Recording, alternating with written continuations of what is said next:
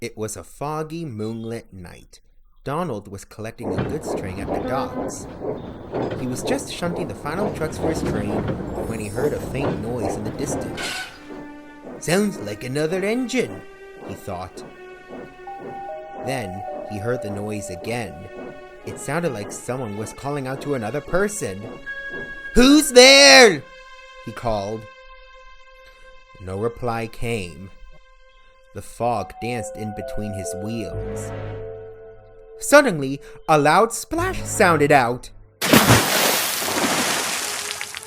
"Was that an engine?" cried Donald. His driver and fireman ran out to see what had happened. But when they reached the end of the dockside, they were surprised to see no one there. The buffers were intact, the sea was calm, and there was no sign of an engine being there at all.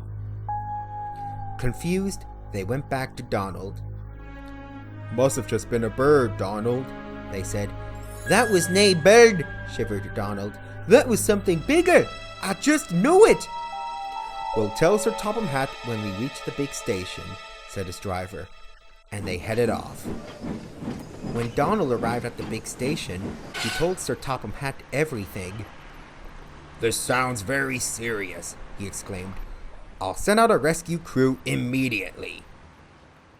When Donald returned to the docks with Sir Topham Hatt, he saw Edward already there with the breakdown cranes and several workmen. As Sir Topham Hatt went to speak to them, Edward looked over at Donald. "You heard an engine fall into the sea?" he asked quietly. "Aye," replied Donald, "but I didn't ken where it went, or if there was any engine at all. The buffers didn't even have a scratch on them." "That's because the engine is a ghost," muttered Edward. Donald looked up. "A ghost? You're not pulling my wheels, are you, Eddie?" "No, Donald," replied Edward. "It all happened a long time ago. A little green tank engine was shunting here at the docks.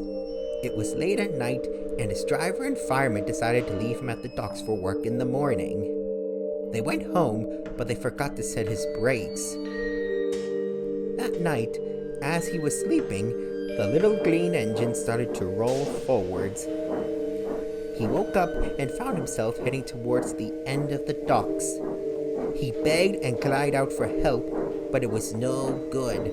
He rolled right off the dockside and fell right into the ocean. He was never found again. Buffers were put down to ensure this would never happen again, but many a workman will tell you that when the moon is full, they have seen the little engine roll into the sea, just like all those years ago. Donald was petrified and didn't say another word for the rest of the night.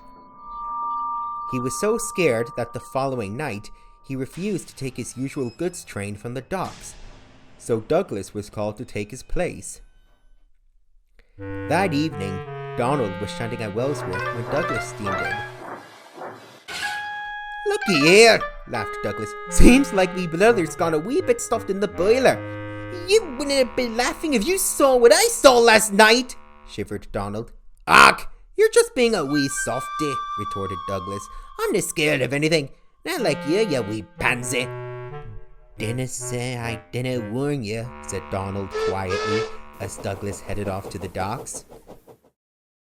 That night at the docks, it grew foggy again, as Douglas shunted his train. "That's silly Donald," he laughed. "To think he of all engines would get frightened by a wee bit of fog. The lad's losing it, I tell you." "Come on, Douglas," said his driver. "We've just got 2 more trucks to fetch, and we'll be on our way." Douglas looked up and could see his trucks near the shed that was by the edge of the dockside. As he headed over to collect them, he heard a faint puffing sound. "Who's there?" called Douglas. No one replied. Douglas puffed closer to his trucks, and then ahead, he saw a green tank engine. "Percy?" asked Douglas. The engine didn't reply.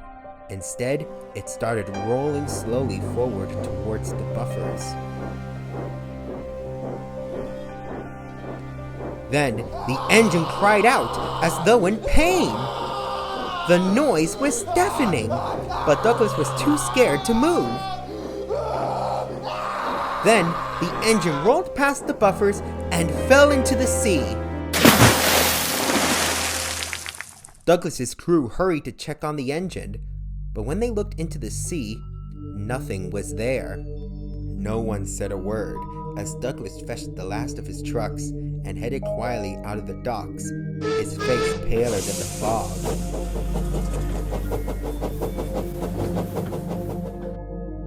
When Douglas returned to the safety of the sheds, he rolled beside Donald and shut his eyes tight. Donald didn't have to ask anything to know what had happened. Douglas then opened a frightened eye when he thought Donald wasn't looking, just to make sure that he would be safe that night.